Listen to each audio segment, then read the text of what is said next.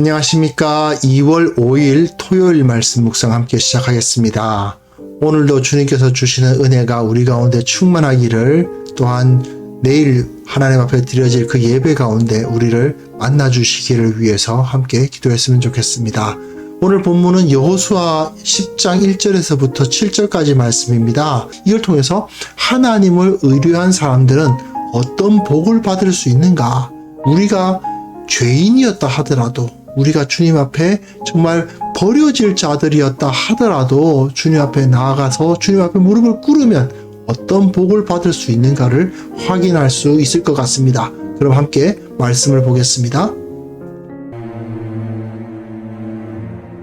그때에 여호수아가 아이를 빼앗아 진멸하되 여리고와 그 왕에게 행한 것 같이 아이와 그 왕에게 행한 것과 또 기브온 주민이 이스라엘과 화친하여 그 중에 있다 함을 예루살렘 왕 아도니세덱이 듣고 크게 두려워하였으니, 이는 기브온은 왕도와 같은 큰 성임이요 아이보다 크고 그 사람들은 다 강함이라. 예루살렘 왕 아도니세덱이 헤브론 왕 호함과 야르뭇 왕 비람과 라게스 왕 야비아와 에글론 왕 드빌에게 보내어 이르되, 내게로 올라와 나를 도우라. 우리가 기브온을 치자. 이는 기브온이 여호수아와 이스라엘 자손과 더불어 화친하였음이니라. 아모리 족속의 다섯 왕들 곧 예루살렘 왕과 헤브론 왕과 야르뭇 왕과 라게스 왕과 에글론 왕이 함께 모여 자기들의 모든 군대를 거느리고 올라와 기브온에 대진하고 싸우니라. 기브온 사람들이 길갈 진영에 사람을 보내어 여호수아에게 전하되, 당신의 종들 돕기를 더디게 하지 마시고 속히 우리에게 올라와 우리를 구하소서. 산지에 거주하는 아모리 사람의 왕들이 다 모여 우리를 치나이다. 하매 여호수아가 모든 군사와 용사와 더불어 길갈에서 올라가니라. 오늘 마지막으로 기브온 이야기를 마칩니다. 근데 날마다 솟는 샘물에서는 8절까지 다루도록 되어 있는데요. 저는 오늘은 7절까지만 다루겠습니다. 8절은 다음 주 월요일에 한꺼번에 다루려고 합니다. 8절부터는 이스라엘이 하나님의 대적들을 멸하는 이야기라고 할 수 있고요. 7절까지는 하나님께서 하나님 앞에 무릎 꿇는 자들을 보호하시는 이야기라고 할 수 있거든요. 그래서 9장 1절부터 10장 7절까지는 기브온 이야기, 항복하면 살고 복을 얻지만, 8절부터는 항복하지 않으면 멸절을 당한다는 메시지가 담겨 있다고 볼 수가 있습니다. 오늘 본문 보시면요, 예루살렘 왕 아도니세덱이라는 사람이 등장합니다. 근데 이 사람이 아이가 진멸당하고, 그리고 기브온 주민들은 이스라엘과 화친했다는 이야기를 들었습니다. 그랬을 때 크게 두려워하였다라고 되어 있습니다. 왜 크게 두려워하였느냐? 이는 기브온 때문입니다. 기브온은 왕도와 같은 큰 성이며 아이보다 크고 그 사람들은 다 강함이라. 아니, 기브온이 이스라엘에게 항복하는 걸 보면 되게 나약해 보였는데 사실은 그렇지 않았다는 겁니다.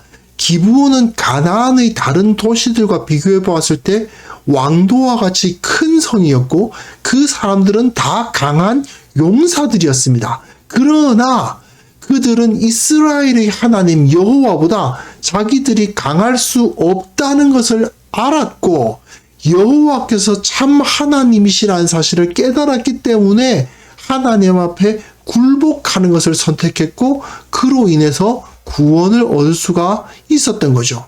하지만 세상의 대부분의 죄인들은 기브온 주민들과 같은 그런 선택을 하지 않죠. 예루살렘 왕 아도니세덱이라는 이름 자체가요, 이 세덱 하면 체덱, 그러니까 의롭다라는 뜻이고요. 아도니라는 말은 왕 또는 주인, 이런 뜻입니다. 그러니까 이 사람은 의로움의 주인이에요. 의로움의 주인.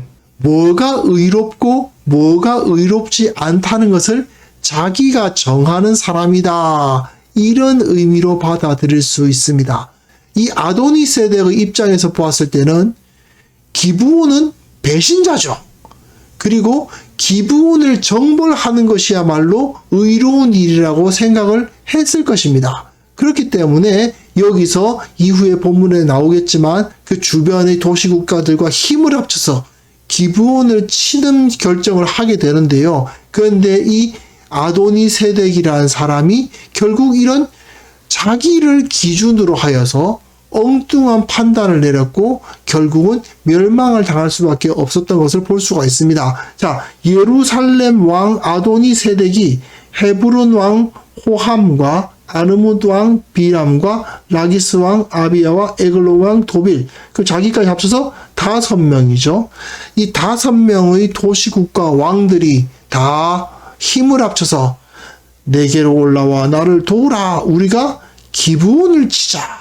하나님께 무릎 꿇는 기브온 주민들에게 위기가 닥쳤습니다. 그 주위의 세상적인 세력이 그들을 치는 거죠. 기브온이 여호수아와 이스라엘 자손과 더불어 화친하였기 때문에 그들을 살려둬서는 안 된다라고 이야기를 하고 있습니다. 그래서 이 5 왕들이 앞에서 한 이야기가 똑같죠? 함께 모여서 자기들의 모든 군대를 거느리고 올라와 기브온에 대진하여 싸우고 있습니다. 굉장히 큰 위험에 이 기브온이 처했다는 것을 볼 수가 있습니다. 이 사람들은 아무래도 아모리 족속이었기 때문에 히위 족속인 기브온과 사이가 그렇게 좋았을 것 같지도 않습니다. 어쨌든 기브온에 대해서 그 이전부터 악감정을 갖고 있었을 수도 있습니다. 중요한 것은 무엇이냐 하면 이 사람들은 어떻게 보면 세상에서 쉽게 만나볼 수 있는 아주 뻔한 선택을 하고 있다는 거죠. 그들은 자기들의 기득권을 지키려고 합니다. 기브온처럼 우리는 모두 하나님의 심판 앞에 놓였고 하나님께 대적해봤자 우리는 이길 수 없다고 판단하여 그 앞에 항복하는 것을 선택하지 않고 자기들이 기득권을 지키고 어떻게든 싸우고 배신자는 처단돼야 된다. 연합전선을 구축해야 된다. 이런 세상적인 결정을 하는 것은 어떻게 보면은 이 세상의 대부분의 심판당한 자들의 모습이라고 할 수 있습니다. 하지만 가나안 족속이 아무리 연합을 해도 그들이 아무리 힘을 합쳐도 이스라엘의 하나님 여호와를 이길 수는 없는 노릇이죠. 이 사람들은 지금 그것을 깨닫지 못하고 있는 것입니다. 하나님의 권능 앞에 인간이 다 힘을 합쳐봤자 이길 수가 없는데 그 놀라운 힘을 사실 하나님께서 이미 보여주셨습니다. 홍해를 가르시고 요단강물을 끊으시는 하나님 아닙니까? 여리고성을 뱅뱅 돌기만 하는 것으로 무너뜨려 버리신 하나님 아니십니까? 그 정도면 알아야 됩니다. 기브온 사람들은 저들에게 있는 신은 엄청나게 강한 신이요 우리가 이길 수 없는 신이다라는 것을 인정하고 그 앞에 무릎을 꿇은 거예요. 그런데 이 아도니세덱과 나머지 이 아모리 족속의 4왕, 총 5 왕들은 하나님께 대적하고 있는 겁니다. 그런데 하나님께 직접 대적하는 것이 아니라 하나님께 무릎 꿇은 자들을 대적하는 거죠. 그런데 6절이 매우 중요합니다. 기브온 사람들이 길갈 진영에 사람을 보내요. 길갈에 지금 여호수아와 이스라엘이 모여있지 않습니까? 그곳에 사람을 보내니까 여호수아에게 전하되 당신의 종들 돕기를 더디게 하지 마시고 속히 우리에게 올라와 우리를 구하소서. 기브온 사람들이 이스라엘 사람들에게 도움을 요청하고 있습니다. 산지에 거주하는 아모리 사람들의 왕들이 다 모여 우리를 치나이다. 적의 공격이 임하였을 때 이 사람들은 하나님의 군대인 이스라엘의 위협을 벗어났을 뿐 아니라 하나님의 심판으로부터 해방되었을 뿐 아니라 세상의 공격으로부터도 보호를 받는 거예요. 이 사람들은 원래 하나님에 의해서 진멸당했어야 될 사람들임에도 불구하고 그것으로부터 면제를 받았죠. 그 심판을 면제받았습니다. 그뿐만이 아니고 이 사람들은 또한 세상의 공격으로부터 보호를 받는 그런 놀라운 일이 벌어집니다. 이거 한번 보십시오. 여호수아가 모든 군사와 용사로 더불어 아이 성칠 때 어떻게 했습니까? 3만 명 정도 갔습니다. 총 60만 대군이에요. 60만 대군이 다 갈 필요까지는 없으니까 3만 명이 아이성을 치러 갔습니다.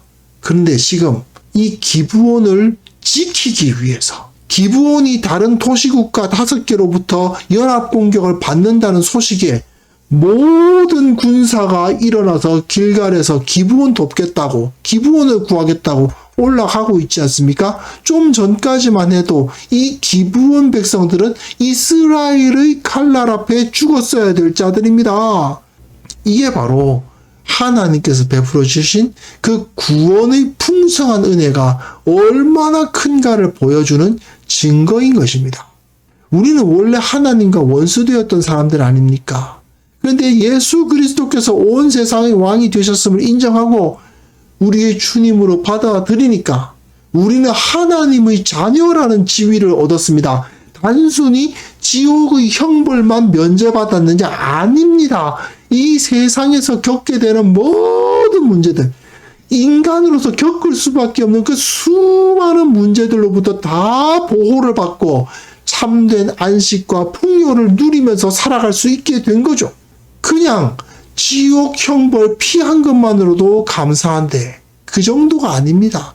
그냥 하나님 앞에서 그 심판의 칼날에 영원한 유황불에 던져지지 않은 것만으로도 감사한데 그 정도가 아니라 하나님의 자녀가 되고 하나님 나라의 상속자가 되는 하나님의 보호하심과 사랑하심을 받는 존재가 되지 않습니까? 어떻게 이것이 가능합니까? 하나님의 그 사랑이라는 것이 정말 한이 없기 때문이죠. 하나님의 구원의 사랑이 얼마나 큰지 우리는 참으로 이러한 모습만 보고도 이 기브온 사람들이 좀 전까지만 해도 어린 애들까지 남기지 말고 모조리 죽이라고 했던 그 사람들인데 이 사람들이 이스라엘을 전 병력의 보호를 받습니다. 만약에 우리가 주님 앞에 온전히 무릎 꿇고 주님의 그 은혜를 구하고 주님께 우리의 모든 죄악을 토설하고 주님의 은혜만을 바라는 사람들이 된다면 우리가 어려움 당했을 때 하나님께서는 저 하늘의 천군 천사를 다 보내셔서 우리를 지켜주실 것입니다. 이 은혜, 이 감사한 제목 우리가 다시 한번 기억할 수 있었으면 좋겠습니다. 아무리 이 세상에서 우리가 고통과 어려움을 경험한다 하더라도 주님께서는 반드시 우리를 지키시고 주님께서는 반드시 우리와 함께 하시고 우리의 방패가 되어주신다는 사실을 확인하는 그런 시간이 되었으면 좋겠습니다. 함께 기도하겠습니다.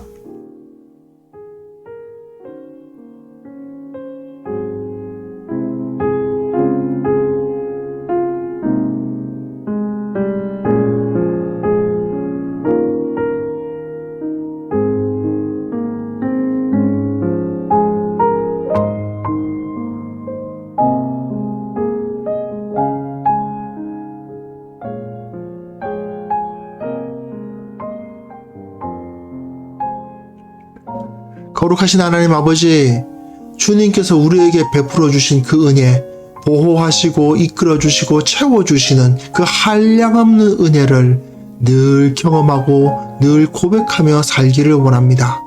주님께서 우리를 지켜주시고 보호해 주셨는데 우리는 어리석게도 주님이 어디 계시냐, 주님은 왜 나에게 이렇게 힘든 일을 허락하시느냐고 불평하고 있지는 않았는지 다시 한번 우리 자신을 돌아봅니다. 주님께서 우리를 불쌍히 여겨주시고 바르게 붙들어 주시고 하나님만을 사랑하고 하나님만을 높이는 자로 세워 주옵소서.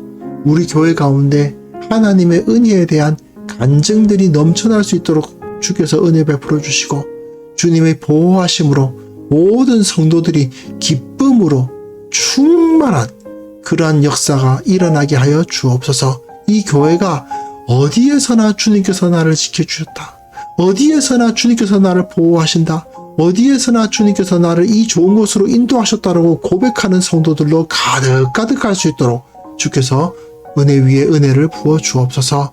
아버지, 이 세상이 전염병 때문에 경제적 어려움 때문에 많은 고통을 경험하고 있습니다. 그러나 그 가운데서도 하나님의 보호하심을 입는 우리들은 참으로 흔들리지 않을 것을 믿습니다. 믿는 자들은 어떤 어떠한 어려움을 당한다 하더라도 무너지지 아니하고 예수 그리스도 우리 주님의 권능으로 다시 일어설 수 있다는 사실을 온전히 깨닫게 하시고 이 사실을 저 믿지 않는 자들까지 알게 하여 주옵소서. 저들이 하나님이 실로 살아계시고 우리 그리스도인들이 넘어지지 않는 모습을 통해 하나님의 그 영광을 고백하는 그런 역사가 일어나게 하여 주시기를 원하고 바랍니다. 아버지, 지금까지 지켜주신 그 은혜로 내일까지도 우리를 지켜주옵소서. 거룩한 예배로 주님 앞에 드리기를 원합니다. 비록 여러 가지 어려움 때문에 한자리에 모여서 예배 드리기가 너무나도 힘든 상황이 있지만 주님께서 복에 복을 더하사 우리를 붙들어 주시고 주님을 온전히 높이고 주님만을 사랑하는 마음으로 주님께 영광을 돌리는 그러한 예배가 될 수 있도록 도와주시고 또한 오늘 하루를 주님께서 지켜주사 거룩하고 기뻐하고 감사한 그러한 하루가 될 수 있도록 은혜 베풀어 주옵소서. 예수님의 이름으로 기도합니다. 아멘.